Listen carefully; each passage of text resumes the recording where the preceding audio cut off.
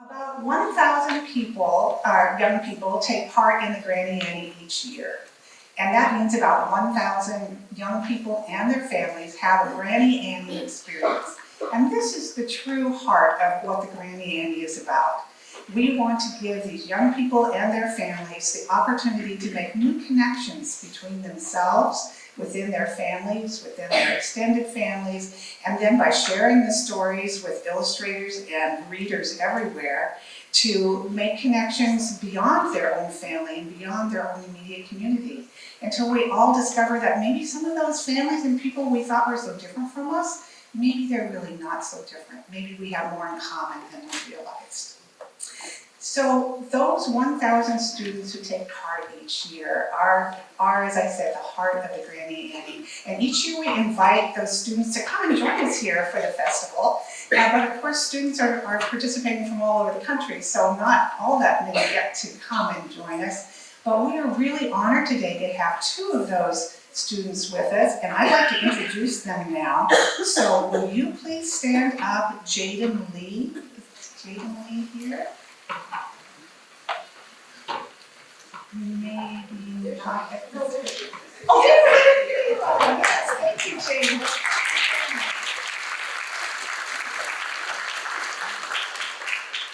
Wait, I have more to say, Jaden, before you sit down.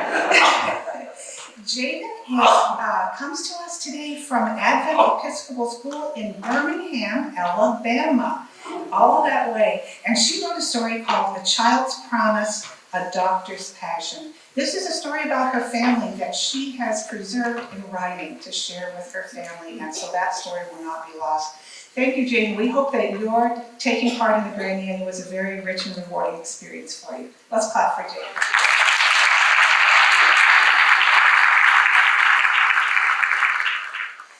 As I said, some of our stories are illustrated by art students from the same age group, and one of those participating art students this year is with us today and has told us she's here. That's Anna Palmer. Is Anna here? Could you stand up, Anna, and let us honor you for your Granny Annie work this year? Am I missing Anna Palmer? There she is. Yes.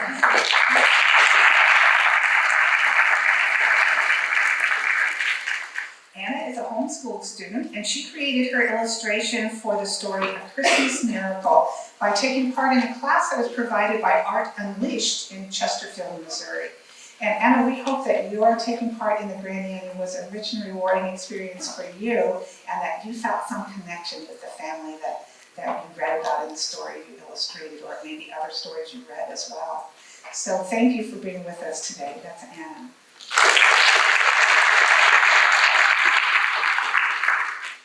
So that's my part. I'm going to turn this over to the next part of our program, because I know you really want to hear from the students. So we're going to get right on to that. I'm going to share the podium now with Fran Hamilton. Fran is the co-founder and associate director of the Granny Annie, and she has some more important introductions to me.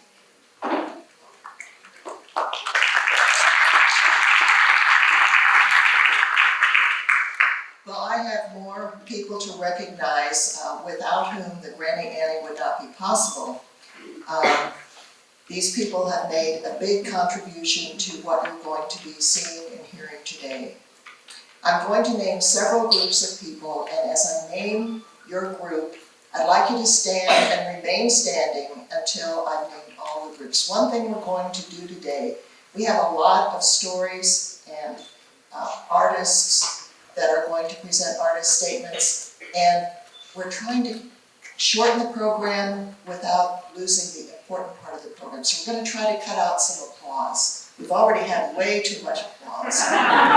So wait till everybody is standing that I mentioned, and we'll clap for everybody at once. First, parents or other family members of authors or artists who will be sharing their work today. You can go ahead and stand up now while I say a little bit more about you, because there's not going to be applause to cover up what I'm saying. Sharing your family stories with younger generations is a priceless gift, as your encouragement and your support of their creativity are also. So that is quite a number of people. Now, don't sit down. I recognize that some people may be in more than one group. You can wave if I name another group that you are in. Now, any teachers of any Granny Annie students, authors or artists, you please stand up also if there are teachers here. I know there's one who came all the way from New York. Teachers also provide vital guidance and encouragement, and we're always pleased when teachers attend our festival. Now, Granny Annie volunteers. As Connie said, nearly all of the work that the Granny Annie does is done on a volunteer basis. And without volunteers, the Granny Annie simply would not exist. So, I'm not sure, there may be some people who should be standing apart, but there are a lot of people standing. So please give yourselves a big round.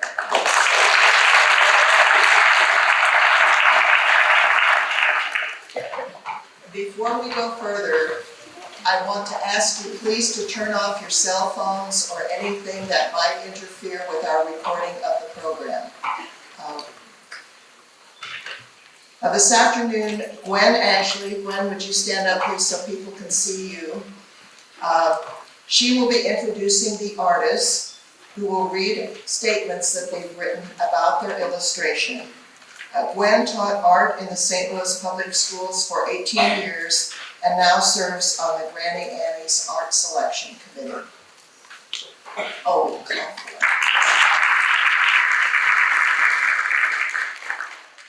and Martha Stegmeyer will again be our MC. She serves on the Granny Annie's Story and Art Selection Committees as a read-aloud coach and as a member of the Granny Annie's board. I don't know what we would do without Martha.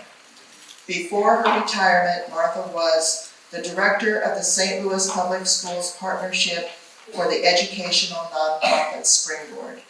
And now I'm going to turn things over to Martha to introduce the first of our published authors who will be sharing their amazing family stories. This is what you really came for.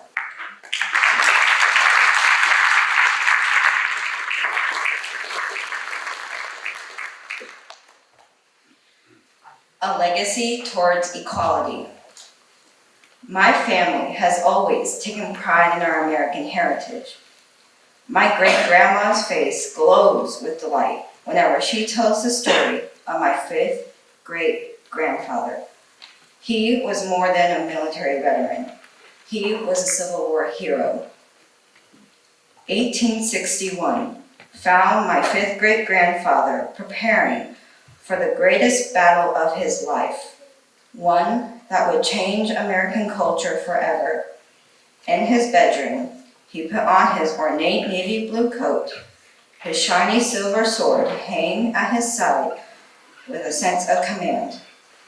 He combed his rough beard, then he kissed his wife, gave his children a hug, and left. My fifth great-grandfather had been promoted to brigadier general at the outbreak of the Civil War. He was excited for the battle ahead. He knew that the impact of the battle would forever change the culture of America. This is shown is how he presented his troops for battle. His men expected to win the battle as well as the war. The Union Army felt confident with their finely made guns and their polished swords, and they looked invincible on their highly trained steeds.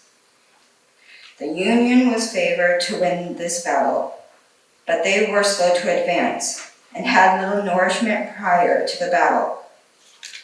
As he awaited support, Grandfather attempted to make the most of the situation by rallying his troops and boosting their morale. However, reinforcements arrived late, giving the Confederate troops the chance to receive reinforcements by railway. The battle would now involve nearly 40,000 soldiers vying for victory as a show of their superiority. As the guns blazed, the cannons fired, it became clear that this would not be an easily won war. Grandfather's soldiers screamed in terror. As the enemy surrounded their flanks, his soldiers fell in bloody pools. Yet he persuaded his men to advance. His troops were outnumbered. They were exhausted.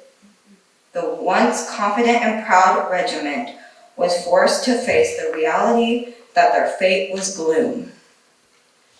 Grandfather observed the field, his troops lying on the ground.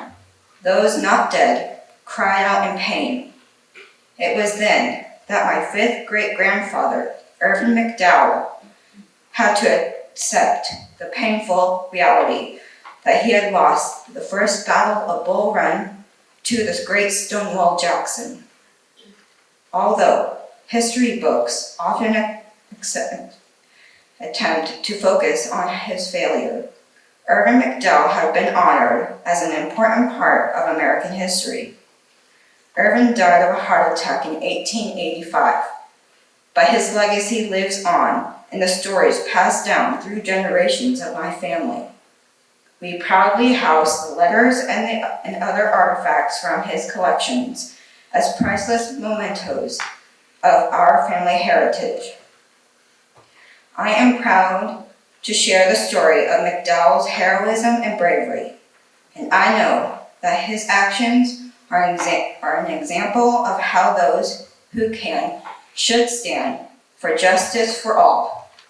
This is why Irvin McDowell, my fifth great-grandfather, will always be remembered for his legacy towards equality for all.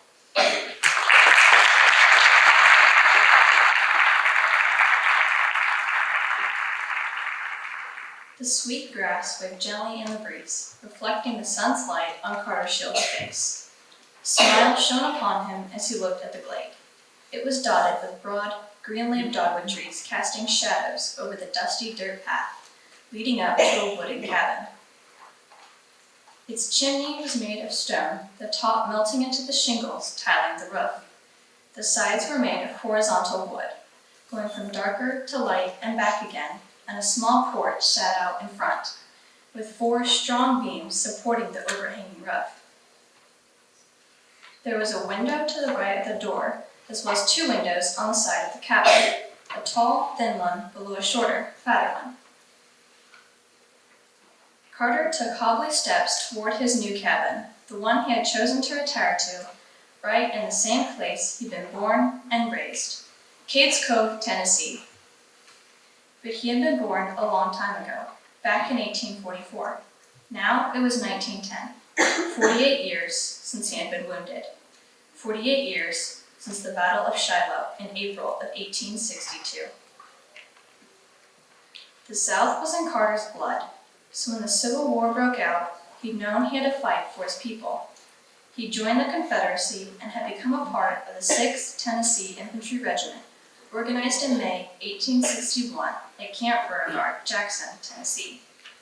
Carter's involvement in the military was cut short on one fateful day, April 6, 1862. As his regiment had neared the battle, Carter could feel his heart beating in his chest, like the drum of thunder after a flash of nerve-wrenching lightning. Soon, the soldiers were given the signal to attack, and suddenly the air was filled with shouts and cries of anger, fear, and pain. In the thick of fighting, Carter didn't remember much of what he saw, just flashes of gray and blue uniforms and gunfire ringing in his ears like an echo in a deep canyon. He couldn't tell how long it had been, but some Federal soldiers made stands against the Confederates, and the fighting lasted longer than he could remember. At some point, when he was sweating and struggling to stay on his feet from tiredness, he felt excruciating pain in his hip. All he recalled was being carried off the battlefield, his view being blotted out by dark clouds that faded in and out. Just a few clips of things that no longer fit together, and most of all, the pain in his leg. Carter Shields left the military and was forever crippled by his wound in the Battle of Shiloh.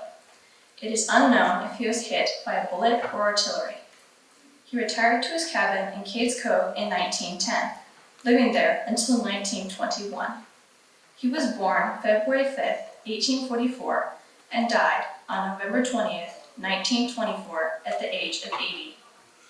He is buried at Maryville, Tennessee. Carter Shields was my great-great-grandfather's uncle, and his cabin still stands in Cades Cove today.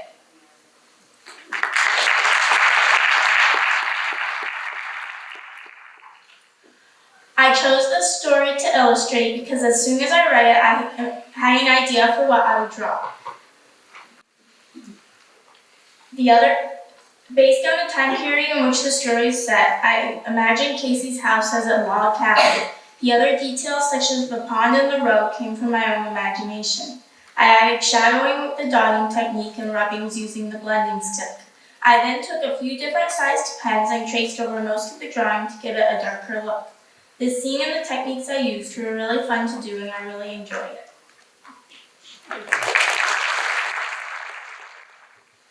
Just one light. Imagine your last hope being a dim light in the distance. In the winter of 1919, my great-great-grandpa, Howard Clary, was preparing for a 100-mile cattle drive on the Powder River in Burris, Montana. Howard had just brought a cattle ranch and was getting ready to leave with 6 or 7 other ranchers for his first cattle drive to the stockyards. Howard was 30 years old and about 5 feet 5 inches tall. He had super strong hands and shoulders as broad as the Mississippi River. Howard's wife, Mary Clary, was very worried that something might happen to Howard on the cattle drive since this was his first, so she took several precautions to make sure he was ready for the trip, including packing extra food, water, and supplies that would help him along the way. Little did Howard and Mary know that this particular cattle drive could be his last. After successfully delivering the cattle to the stockyards, Howard and the other ranchers conquered the difficult task of breaking down camp, repacking the heavy goods, and resaddling their horses. The first 50 miles of the trip were cold, but the skies were clear and the temperature was normal for winter in Montana. Once Howard and the other ranchers got to mile 50, dark clouds started rolling in. The wind picked up, the temperature dropped, and Howard had a bad feeling that something terrible was coming. Howard knew it was too late to turn back, so the rangers pushed on.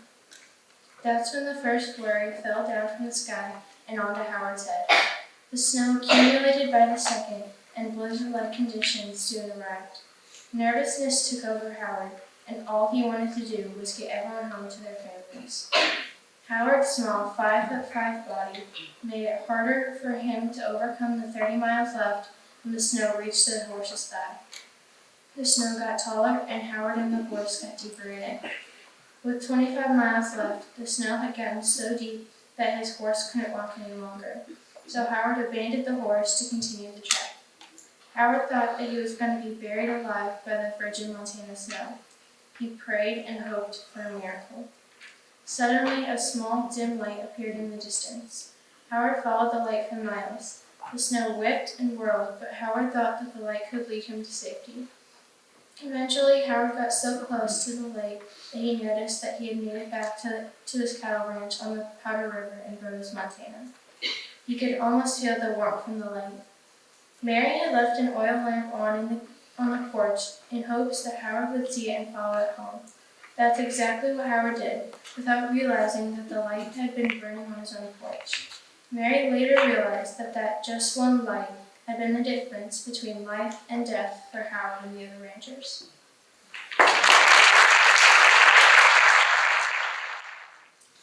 I chose to illustrate this scene because the house with the lantern portrayed the drawing represents the hope that the travelers will make it home.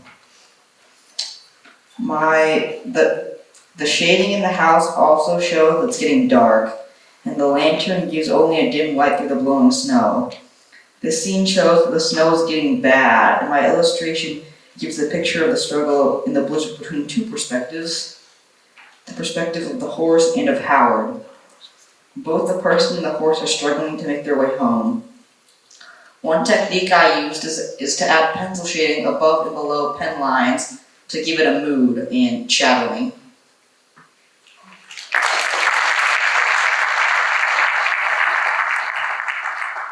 On the way home. Imagine driving along the road and seeing a black, tornado-shaped storm headed straight for you and your family. What would you say? What would you do? My great-grandma and her family had to figure out what to do, and fast. It was the 1930s, the time of the Great Depression. My great-grandma Jean was 8 years old and lived on a farm near Upland, Nebraska, with her 3 sisters and 2 brothers.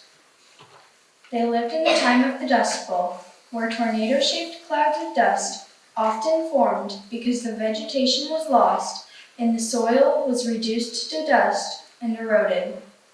Dust storms caused a lot of damage to a lot of people, just like my great-grandma Jean and her family. Even though life on the farm was hard, family was still important. One calm summer morning in 1933, Jean and her family got into the farm truck to go to an aunt and uncle's anniversary party many miles away. Jean's mama left the windows to the house open to air the house out, just as she did every other summer day. Later that day, Jean was celebrating with family and friends when they saw the black tornado picking up dust from the ground and spinning it around into a storm. Jean and her family immediately got back into the truck to go home. The wind was blowing so fast that dust was swooping off the ground and running over fences like snow. Cars were being covered in dust. Very quickly, Jean's family knew they could not drive on in the storm, so they stopped at a farmhouse off the road. No one was home, but the door was unlocked, so they went in. They knew the house was welcoming because of the beautiful cake on the table. Of course, all of the kids wanted a slice, but Mom said no. Later that evening, they realized they couldn't get back out on the road and would have to stay the night. They begged Mama enough that she finally let each kid have one slice of cake, but then they had to go to bed. Mama knew she would make the family a cake to replace the one they ate. The next morning, the dust had settled, and the family made it the rest of the way home. When they got inside their little farmhouse, everything was covered in dust. The windowsills had an inch of dust on them. The stick of butter on the countertop looked like a stick of mud, and the floors and furniture were hidden under a thick layer of black powder. Once everything was cleaned up, Mama and the kids made a cake for the friendly people whose house they had stayed at that night. My great-grandma Jean and her family may not have made it home, but they realized that night that families could get through anything as long as they stayed together.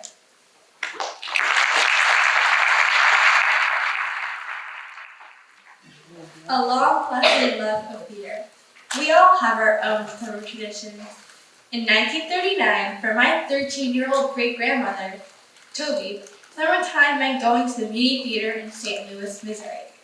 Every summer, the Muni would present live professional musicals that were sponsored so that the rich and the poor could see them. Every summer Sunday in St. Louis, Toby and her friend Sylvia had a standing date to watch a Broadway spectacular at America's oldest and largest outdoor musical theater. After lunch on Sunday, Toby packed herself a peanut butter sandwich for dinner, threw some change into her pocket for an ice cream cone, and headed to Sylvia's house so they could walk together to Forest Park. An hour into their walk, the 2 eager teenagers arrived at the air-conditioned Missouri History Museum, where they could cool off a little during the hottest part of the afternoon. Toby and Sylvia's favorite part of the museum was an antique dress exhibit. After a quick stop in the restroom, the 2 friends giggled as they left the museum and skipped to the Muni Theater. Most of the time, they would get to the theater early, before the gate opened for the audience members, but that would not stop them. Instead of waiting for the gate to open, Toby and Sylvia would climb over the back fence and run straight to their favorite seats in the front center row of the free seat section. Toby loved everything about these breathtaking musicals, from the glamorous actors and actresses to their vibrant costumes. But Toby's favorite part was the joyful music and dancing and the ice cream novelty she bought during intermission. Usually, a drumstick ice cream cone covered in chocolate. As a girl, Toby would watch the dancers leap across the stage, and she would dream that one day she would be lucky enough to buy season tickets to the Muni. As an adult, that dream came true when she and my great-grandfather purchased 4 Center Orchestra season tickets.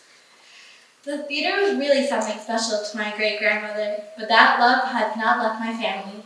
My grandmother took theater lessons as a child instead of dance classes like her friends did. My mom and all her siblings acted in plays when they were younger. My mom was in 16 plays when she was a child.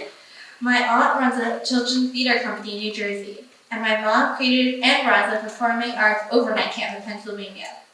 I am very lucky that theater and music are such a big part of my life, and I am so grateful to all those who supported public theater and the continuing influence of my great-grandmother, who made the trip to Muni Theater every Sunday during the Muni summer season.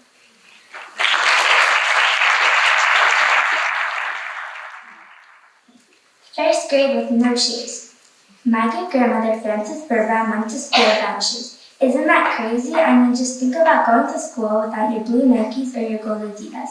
It started during World War II in my great-grandmother's small hometown of Czarnobyl, Poland. The year was 1940, a long time ago before iPhone XR and Nintendo Switch were even invented. My great-grandmother was 6 years old and in first grade. She lived with her parents, Gela and Moshe, who owned a shoe store, and her younger sister, Helen. One day, my great-grandmother was looking around her parents' shoe store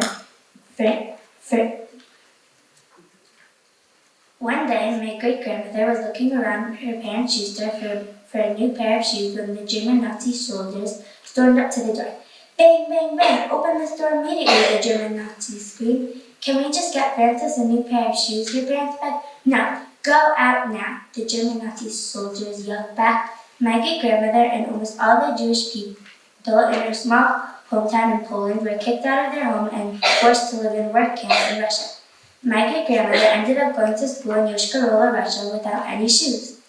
It was so freezing cold and snowy in Russia that you could build more than 15 snowmen. The crystal snow was often as high as the rooftops. My great-grandmother had to walk every day to school and back. There was no school bus or carpool, and there were no shoes. The walk from her home to school was so far that most of us today would want to take a fancy coach bus with TV, reclining seats, and Wi-Fi on it. My poor great-grandmother had none of that. Her mother tried to make DIY shoes by wrapping rags around my great-grandmother's tiny ankles, but her toes were still numb and turned purple like an eggplant. Excellent, Frances, her teacher proudly exclaimed. Another gold star for you. My great-grandmother was the best student in her new school in Russia. I'm sure you are probably saying, that is unbelievable. How can a little girl with no shoes who lives in one room of a peasant house be the smartest in her class? But this is all true. My great-grandmother was a very smart and hard-working student. Her mother used to cook soup in exchange for a Jewish man nearby to tutor her, along with her friend Ruchel Rappaport, every night after school, but my great-grandmother was such a good student that she no longer needed a tutor and instead became the teacher's pet. A special reward for you, Frances, her teacher once told her. What could it be, my great-grandmother wondered? No, it was not slime. No, it was not a $9 Amazon gift card. It was a little white box that made my great-grandmother's dreams come true. It was a pair of plain black Mary Jane shoes that she received from her teacher as a reward for being the best student.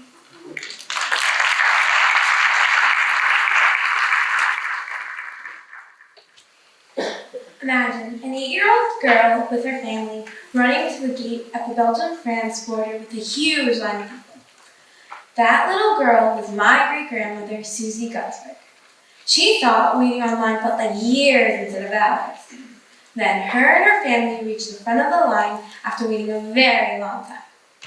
The Allied soldiers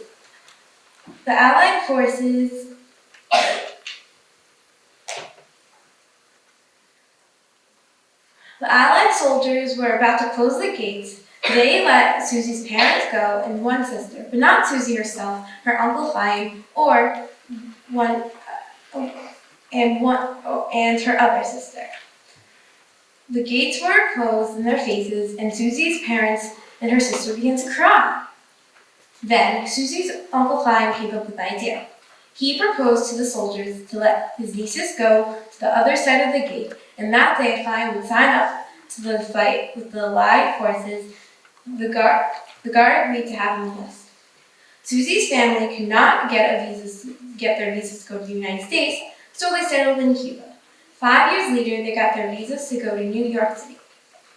After years of worrying and wondering what happened to his brother, Susie's father, Judah Gunsberg, still had hope that his brother would arrive in New York, or that he would even hear that his brother was alive. Then one day, Judah placed an ad in the Yiddish newspaper, hoping his brother would see it and come to America. It turned out that Susie's uncle Fine had survived the war and lived in London. He also didn't know what had happened to his brother and his brother's family, but he hoped to see them again. It happened that one day, Fine went to buy a herring at the fish market. In that period, the fish in the market were wrapped in newspaper.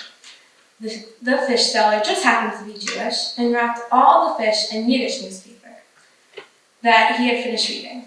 And it just so happened that the newspaper Fine fish was wrapped in was the newspaper Judah had put the ad in for his brother.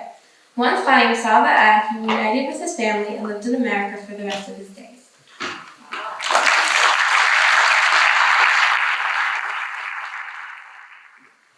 People always ask my great-grandmother how she lived to be 105. She told them her story, and now I will tell it to you. My great-grandmother lived in Czechoslovakia during the Holocaust. She was sent to Auschwitz concentration camp in Poland. One day, the concentration camp had to be evacuated because the Americans were coming to fight the Germans. My great-grandmother had to line up with her friends in rows of 5. Then she had to walk out of the concentration camp, and anyone who stopped walking was shot. My great-grandmother and her 7 friends, one was her sister, were planning to run away, but they were scared. One night, almost all the people walking were told to sleep in a barn. One girl came to my great-grandmother and asked if she could sleep next to her. The girl had asked everyone else, and they had all said no. My great-grandmother said yes. The girl snuggled up to my great-grandmother and went to sleep. In the morning, when my great-grandmother woke up, she realized that the girl was dead. The Germans started to yell, "Wake up!" My great-grandmother got back into the line and started to walk. She and her friends looked at each other and ran into the forest. A few minutes later, a German soldier who had been watching the line found them. The man shot each one of them, and all of my great-grandmother's friends, including her sister, died. Miraculously, my great-grandmother didn't die. The only thing she couldn't do because she was shot in the head was she was not able to cry. After my great-grandmother was shot, she found another barn and slept there. The next morning, she heard the owner of the barn screaming, "Come out!" She went out of where she had been sleeping and put her hands up. He asked, "Who are you?" My great-grandmother answered, "I am a prisoner of the Germans. I was shot yesterday and needed to rest." The barn owner said, "You must be the girl who got away. I know you are telling the truth. The German men came and told me to bury 8 women. When I got there to bury them, there were only 7 bodies." The man took my great-grandmother inside and fed her. For the rest of the war, she worked at different people's houses every day. She cooked, cleaned, and helped do work, and listened to what they would say. Later, when the Holocaust was over, she went to the hospital and they pulled the bullet out of her head.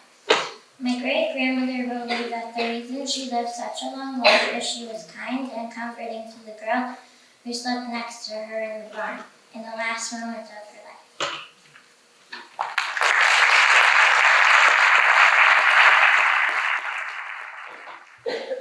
The Lucky Baby. After World War II ended in 1945, people tried to start a new life. Many people lost their families and thought they would never be happy again. People who survived the war had nightmares and cried almost every day. Millions of people were murdered in the war, including little kids and babies. My grandmother's parents, Lily and Joe, met after the war and quickly got married. They were very excited to finally start a new life and feel happy after being sad for so long. Lily and Joe lived in Bergen-Belsen in Germany because they had no other place to go after the war ended. Bergen-Belsen had been a concentration camp, but after the war, it became a camp for displaced people. Joan and Lily knew that they didn't want to stay and bring about all the bad stuff that happened there. On May 16, 1946, Joan and Lily had a baby girl, my grandmother. They decided to name her Judy. Judy was the first baby girl born in Reagan Belson after the war. A baby boy was born 3 days before her. Judy was a beautiful baby, and her parents were so happy to have her. Everybody in Bergen-Belsen came to see Judy and asked to hold her. Most of the people smiled when they held her, but some of the people cried. Judy reminded them of all the children that died in the war. Everybody called Judy the lucky baby because she brought them joy and luck to all the people. In 1947, Joe, Lily, and Judy looked for a way to leave Germany and get to America. They were ready to start a new life and to make new memories. Highest helped them get money. On October 2nd, 1947, my grandmother and her parents arrived at Ellis Island by ship. Judy was only 18 months old and the youngest person on the ship. Joe and Lily could not wait to get their new life started in America. They always told Judy that she brought them luck along their journey. That is how my grandmother Judy was known as the lucky baby, and I am lucky to be her granddaughter.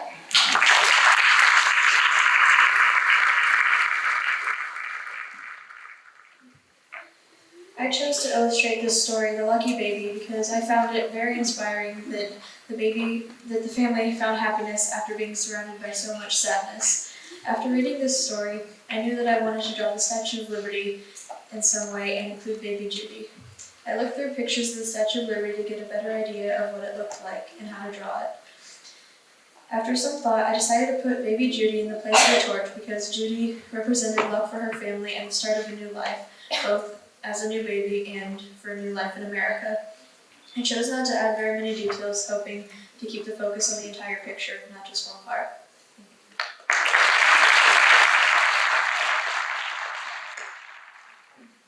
Heart of God. Years ago, in the Central American nation of Panama, lived a 10-year-old girl who was about to discover her passion for medicine. One day, Annabella's teacher brought a heart model to her class. The girl was amazed by the intricacies of the human heart. A fire had been lit in Annabella's heart and mind. She discovered her love for medical sciences. The moment Annabella arrived home from school, she told her father that she wanted to grow up to be a heart doctor. Annabella's father supported her dream and even went so far as to buy her a microscope. The little girl was ecstatic about her gift and immediately set about obtaining interesting samples to observe beneath her microscope. She scoured her neighborhood for plants to observe. She even took some hairs from family members to study. Annabella, with her family's love and support, studied hard and graduated at the top of her class. She went on to attend college using scholastic merit scholarships. Along with the support of her family, Annabella found a guiding hand along the road to her dreams: God. She was extremely faithful and even dreamed of becoming a missionary. Annabella attended church services, but she couldn't understand the preacher because her native tongue was Spanish. She was very worried about starting medical school when she was still struggling to learn English. But the missionaries reassured her and implored her to not be afraid because all things are possible through God. Annabella attended medical school in the United States of America and had to work very hard to learn everything. She had to attend her classes, translate all of the coursework into Spanish so that she could effectively study it, and then prepare herself to be able to take tests written in English. Despite the difficulty the language represented, Annabella persevered through faith and hard work. Over the course of her time in medical school, Annabella became proficient in the English language, which made the coursework easier for her. She graduated with her doctorate in medicine degree with the specialization in cardiology. Annabella had achieved her childhood dream of becoming a heart doctor. In the years that followed, she was commissioned in the United States Navy, married a fellow cardiologist, opened her own heart practice with her husband, and had 2 daughters. Although she never became a missionary, her faith in God has remained strong and has been a pillar of strength throughout her life.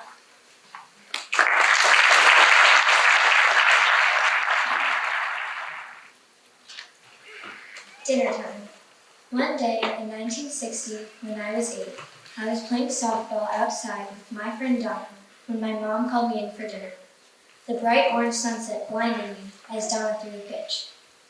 I glared at the ball soaring straight at me and hit with all my might like it was the championship game. The ball went into the empty lot, across the street, down the hill, and into the creek. As we ran to retrieve it, my mom yelled sternly, "Jane, come for dinner." When I went in, I heard a familiar slam of the car door. It was my oldest stepbrother. He came in and dashed up the stairs, where I had always longed to be. He had his own room, while I slept on a cot in my parents' room. My parents had barely any extra money.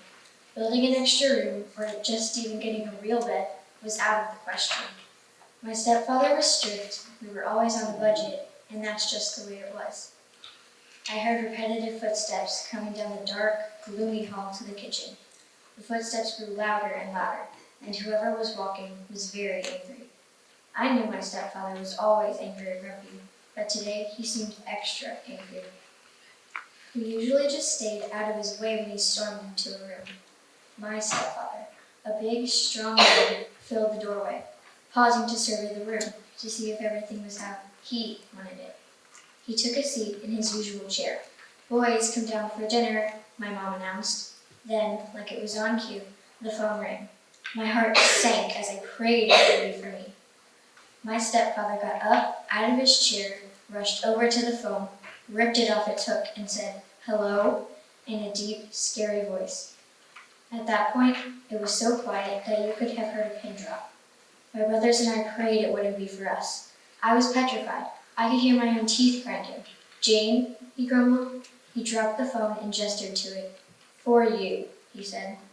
I got up and wanted to move quickly, but my feet dragged like cement. "Hello, who is it?" I said frantically. "Hi, Jane, it's Donna.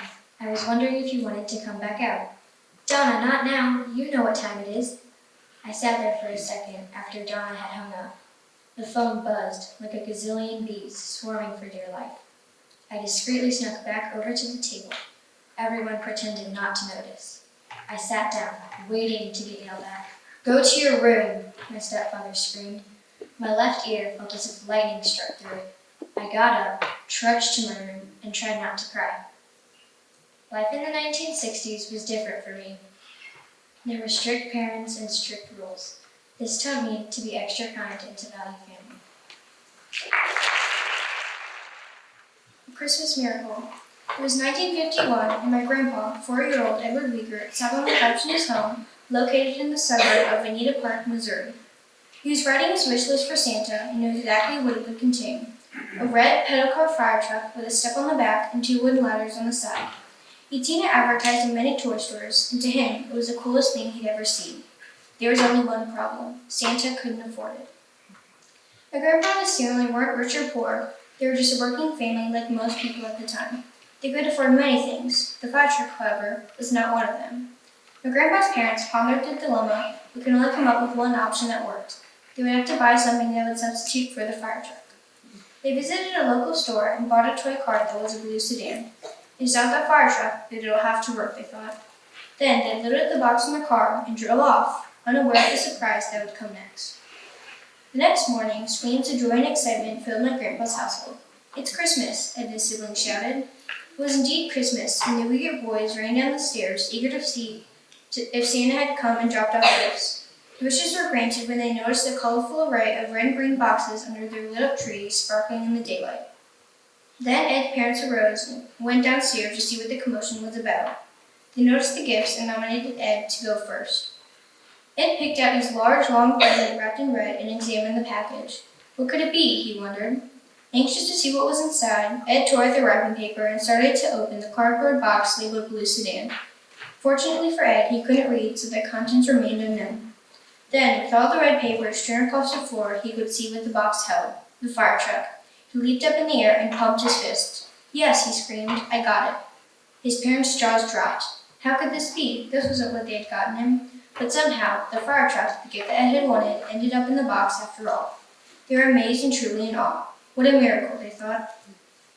It wasn't until a few years later that Ed discovered that there had been a mystery about his gift. However, he still truly believes that Santa used his magic to fulfill his wish. To this day, my grandpa remembers the story fondly and has enjoyed proclaiming the tale to family and friends over the years. He believes this story truly symbolizes what Christmas magic means. He also believes it shows that God has little ways of expressing himself through miracles and that anything is possible with him by your side.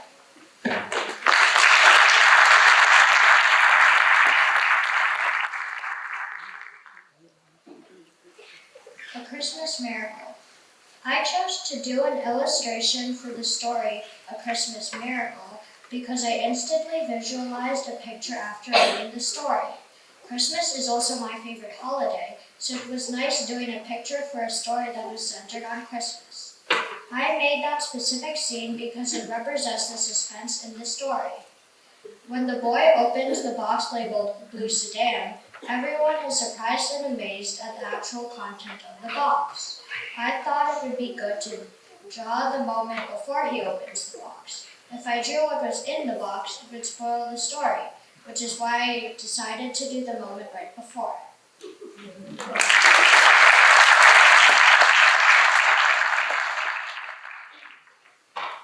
Join the fight for freedom. My name is Frida Hassick, and I am 15 years old. In 1958, my parents opened their first supermarket. The first time that my parents had a little extra money, and when they also had a lot of employees, they decided to take our family on our first vacation to Florida. We couldn't be gone long. We drove from Newcastle, Indiana to Florida. My parents took turns driving. We stopped only to eat and to go to the bathroom. There were not fast food restaurants, only local restaurants. My dad didn't want to wait long, so we stopped only at Dairy Queens. At one stop in Alabama, I ordered my ice cream cone and I went to the side of the Dairy Queen to get a drink from the outdoor drinking fountain. While I was drinking, a group of white people started yelling at my parents and me very horrible names.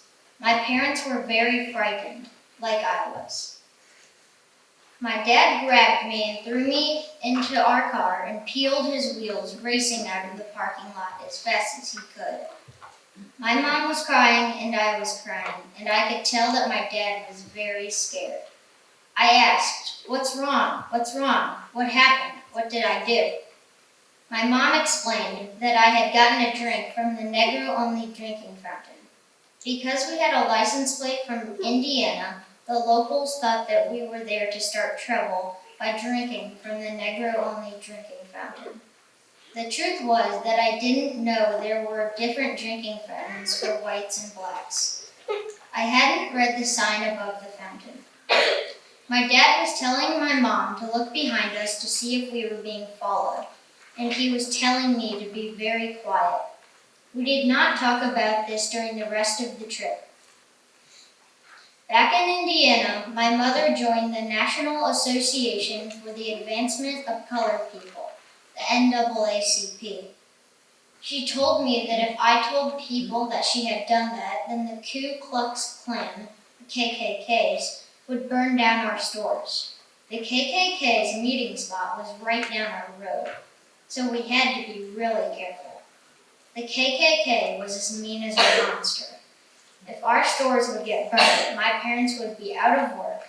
That would not be good because my parents wouldn't have a job and would not get more money. This was a lesson that I learned to always look above the drinking fountain.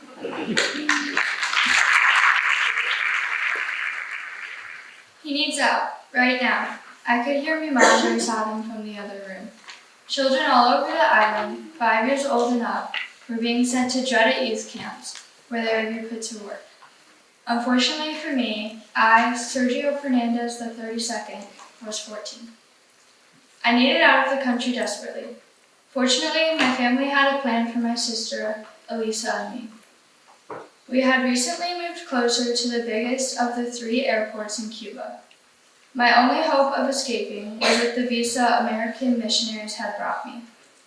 When they heard about Castro, priests all over the United States rushed to find a way to rescue kids from the mayhem. One American priest had the only good idea. He got help from some people in the US government and several other organizations. Thanks to him, there I was, visa in one hand, sister in the other, ready to leave at a moment's notice. The phone lines were tapped, and we didn't know exactly when the plane would leave. A code was eventually used to let us know that the plane would leave at 3 o'clock that day. I took my pocket watch out. "Let's go," I shrieked at Elisa. We scampered to the plane, but I sat far away from her. I was sweating, and my hands were shaking. I dared to glance back. Elisa looked nervous too, and I knew exactly why. Everyone was nervous because there was a chance this plane wouldn't even get into the air. Men were sauntering down the aisle, nearing Elisa. I gulped. I prayed she wouldn't get thrown off the plane like others had, and it seemed to work. A few minutes later, we were in the air, and soon we landed in Miami, Florida. A person from customs gave us papers saying that we were permanent political refugees. Then we stayed overnight with Spanish-speaking friends. The next morning, we boarded a plane headed for Chicago. When we landed, we were hopelessly lost in the enormous airport. We needed to find the plane that would take us to Peoria. Elisa and I wandered aimlessly, unable to read any signs or understand English. By some miracle, a man whose ticket matched ours helped us to our gate and bought us hot dogs on the way. We reached the plane just in time. The second we landed in Peoria, relief flooded over me. I knew I was lucky. I had made it to America, and so had my sister. We stayed with another one of my sisters, who lived in America. I was only 14, but had escaped one of Castro's youth camps. I may not see my family for many years to come, but I will forever carry my memories of them in my heart. Madre would be proud of the life I have made for myself in this new country. I will never forget this part of my life for as long as I live. I am a survivor. Looking back now as a 72-year-old, I still remember it like it was yesterday. I will never forget you, querida familia.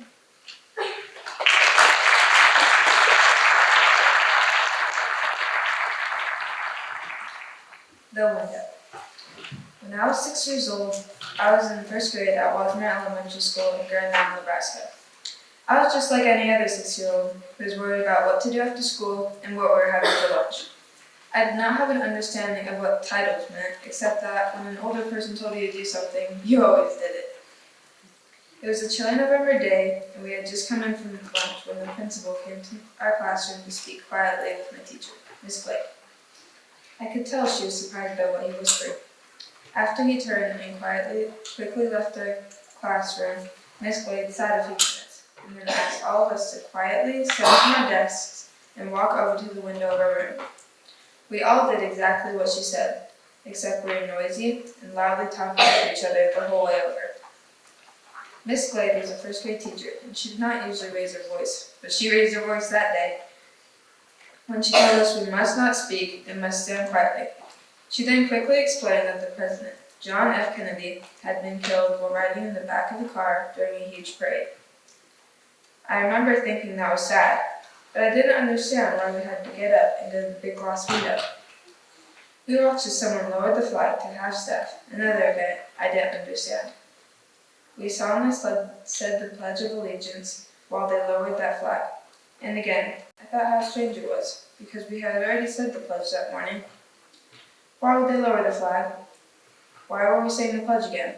What did all this mean? When I got home that day, my dad was already home, and I could tell he was not himself. He was visibly upset. I asked him why, and he said, John F. Kennedy was killed today. I said, I know, but why is everyone so upset? Who exactly is the President of the United States, and why does his death upset so many people? My father looked a little taken aback, but he told me the importance of the President's job and all the ways his decisions affect all of our lives. He told me why they slowly lowered the flag, and why they always take it up all the way to the peak before dropping it to half-staff. He said that the flag is lowered out of respect for the lives of those people who have dedicated their lives to making our lives better. This event was life-changing for the entire world. This story is told to me by my grandma. and it helped me realize how important the President of the United States is to all of us, and how fast an act of violence can affect so many people.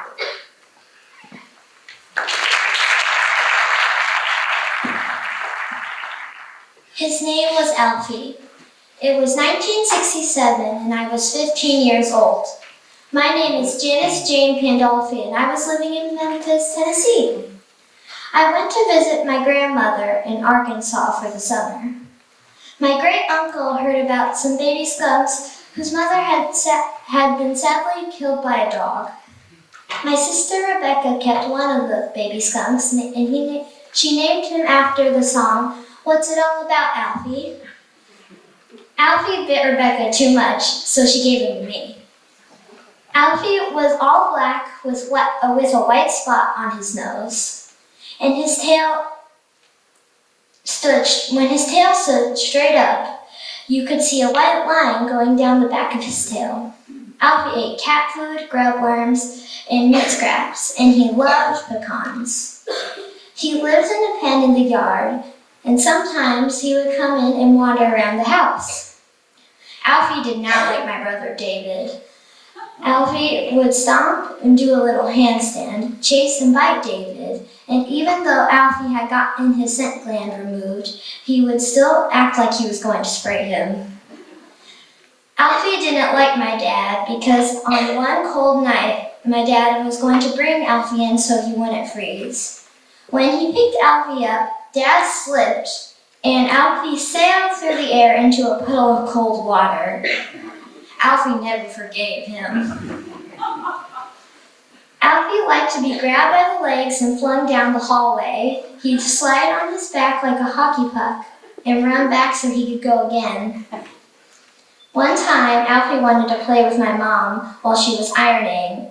He hid under the couch, wrapped his little hands around her ankle, and slipped one hand into her shoe and scratched the bottom of her foot really hard.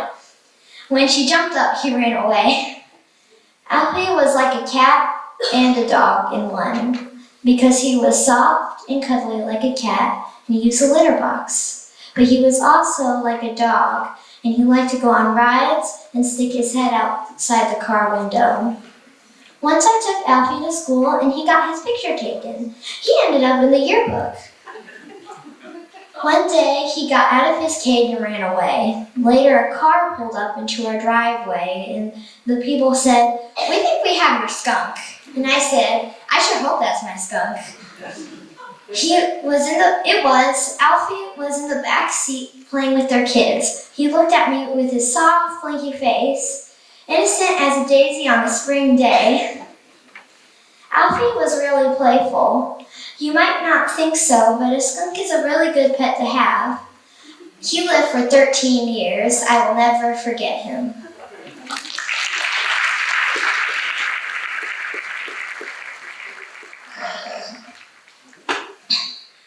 A long time ago, in the late 1960s, in Youngstown, Ohio, I was sitting around my house, feeling extremely bored.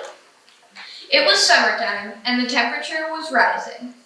I so badly wanted to go to the public pool, but I wasn't allowed to by myself because I was only 9 years old back then. Suddenly, the light bulb in my head turned on, and I got an amazing idea. My house was on a small hill above Mill Creek Park, a public park with many streams that led to lakes. There were also many rocks and pebbles around, something I kept in mind while I thought up the plan in my head. I went to my sister Mary Pat's bedroom and told her my idea. "I see no flaws with this plan," she said sarcastically. "Great, then let's go get the others," I exclaimed. Amazingly, she went along with my plan. With Mary Pat lagging behind me, we walked down to Debbie's house, a friend of mine from school. I knocked a rhythmic tune on her door. When she finally came to the door, after my knocking several times, that is, I told her my plan. "Sorry, no can do. It's my turn to do chores today," she said glumly. "Or maybe tomorrow?" For a while, I thought about what she'd said. Then I came to a solution. "How about you just don't do them?" She looked at me like I was the next Einstein. Then she started shouting up the stairs. Mom, I got my chores done. I'm going to go play with Paula and Mary Pat. It's Polly, I mumbled under my breath. I hate it when people call me Paula. With Debbie at my side and Mary Pat still slowly lagging behind, we went off to Bonnie's house. Do we have to get Bonnie? Debbie said sourly. Yep, we need as many people as we can get, I said with confidence in my voice. Oh, fine, Debbie said, as though she was being forced to eat broccoli. But don't expect me to be nice. Debbie and Bonnie had been fighting ever since they both got a crush on the same boy. After we got Bonnie and Karen, we had to sneak Karen out of her bedroom window because she was grounded. We went down to Mill Creek Park. I found a pretty spacious street. Perfect, I thought. I ordered the 4 girls around, making them gather rocks and making a pile of them by a tree. Okay, let's start making the dam, I ordered. We spent the next hour making a dam out of rocks and pebbles. Then we started swimming around and splashing in the stream. It was so much fun. Until the park officers found us, that is. We had to take down that rock dam. But we took down only half of it for some reason. To this very day, I can still see the wall when I drive past. I chose this scene from the story Half the Dam because I like to draw people, and I thought it would be fun to draw a girl climbing out of a window. I found the scene to be interesting because I've never thought of drawing a person climbing out of a window. My first attempt of drawing the scene was at an angle, and it looked like the girl was falling out of the tree instead of crawling out the window. Drawing the position of the girl was challenging because normally when I draw people, the clothing is more important than the position of the person's body. But in this illustration, the position of the body was more important than the clothing. The foreground and the background was also tricky. I had to really think about how big the tree should be and how many leaves it needed. Thank you.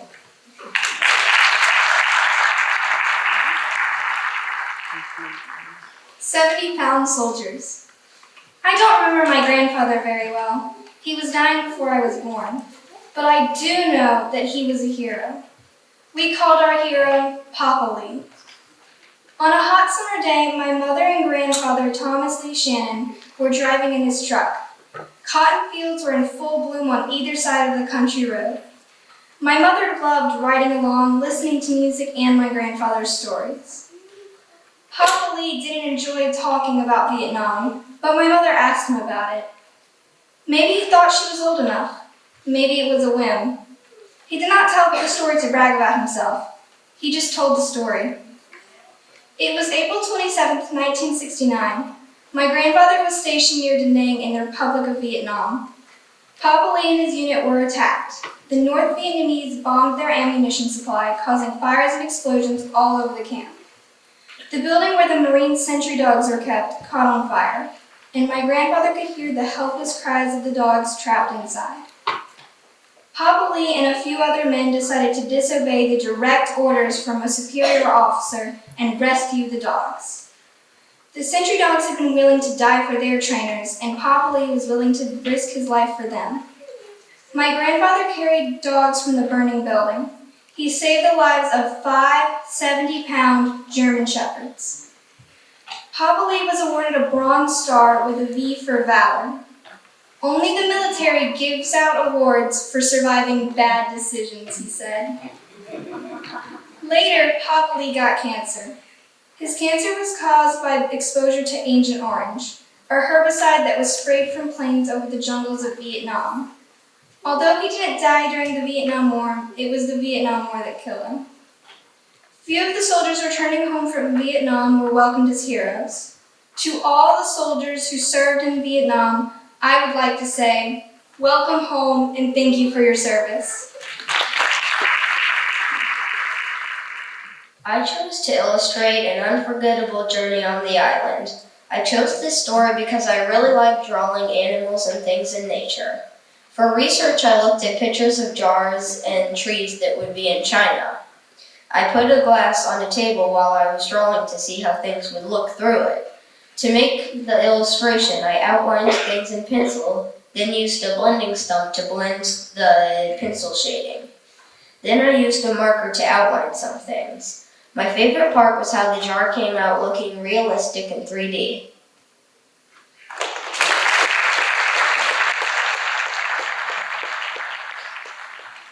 The Cookbook. In the first 24 years of his life, my dad lived in the People's Republic of China with his parents, grandparents, and sisters. Always a good student and hard worker, he had completed his Doctor of Medicine degree and was a radio oncologist by the time he was 24. Although my dad loved his family and his job, he wanted more than China could offer him. Consequently, when he had the opportunity to go to America in 1987, he decided to go, even though that meant leaving his family and restarting college. Having stayed up for 2 full days playing cards and talking with his family before departing China, my dad felt adrenaline pump through him as he boarded the plane for America. Although he knew barely any English, he couldn't wait to start his new life in the United States. After he landed in San Francisco, he struggled to understand the immigration and customs officials. When he finally cleared customs and burst out into the airport, a lady rushed over to him and handed him a book. "This must be a book all Americans are required to carry," he reasoned to himself. $20, the lady demanded. Since my dad had only $200, that was a lot for him to pay. In fact, $20 was 2 months' salary for him in China.